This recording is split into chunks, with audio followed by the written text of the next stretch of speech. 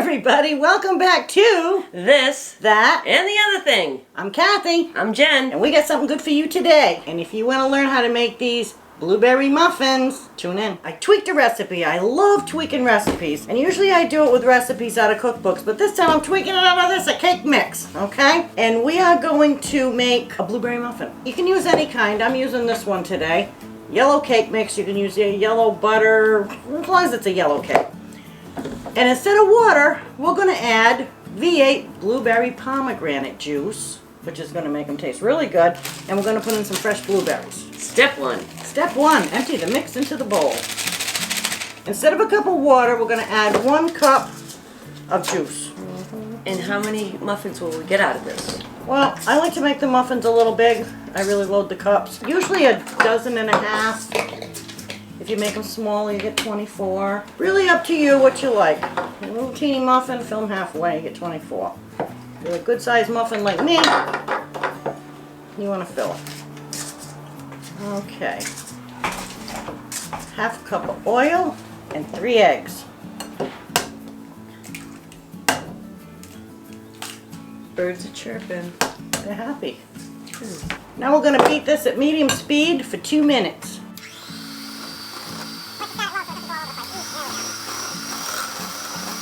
And these are so good, you don't even need frosting. I think dump them in. There we go. So we used a whole container of blue, what is that, a pint? 1 pint of blueberries. Now, the other thing we're going to do, I'm going to fill the muffin pans almost to the top. What you want to do is set your oven for 400 degrees instead of the 350 you're supposed to bake them at. If you put them in at 400, the heat will make them rise really quick. Set it for 10 minutes. After 10 minutes, kick it back to 350 to cook the rest of the way, okay? You'll have nice high muffins and they won't overflow all over the place, okay? So that's a little trick you can use for that. Okay, we have our muffin pan lined with the muffin cups, and now we're going to fill them. Get one of those spoons from my side. Okay, now as you can see, we get the muffin tins filled almost to the top, but we're going to put them in at 400, and they won't run all over the place. They'll just... So we're going to put these in the oven, and we'll be back. We're going to take these out. Let's see. See, they didn't overflow. We're going to turn them.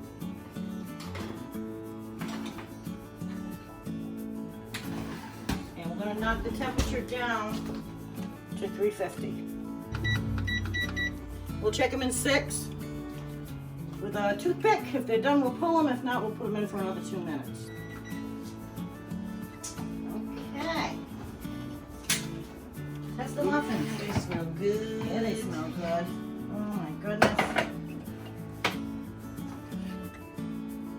Clean, done. Done. Boom. And we're back. And this is what they look like.